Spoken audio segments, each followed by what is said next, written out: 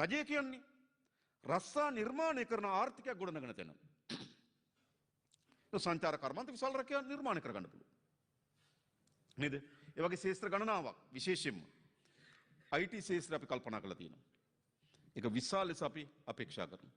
ඒ වගේම අපි ආයෝජනයන් කැඳවන්න ඕන. එහෙම කරපුවම මෙතන අපිට යන්න පුළුවන්. ආණ්ඩුව තියෙනවා.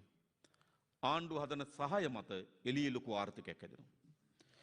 එළියේ ලොකු ආර්ථිකයක් හැදුනාම ඒ ආර්ථිකෙන් සාධාරණ පංගුවක් ආණ්ඩුව ගන්නවා. පරිදිනේ සාධාරණ පංගුව. ඒක නැවත යටිතල පාසුකම් වර්ධනය කිරීම සඳහා ඒක යොදවනවා. උත්තර තියෙන්නේ. එතන මොකද්ද වෙන්නේ? එතකොට ඔගොල්ලෝ සාධාරණ බදු පංගුවක් ගෙවන්න මම ඔබට එක සහතිකයක් දෙන්නම්.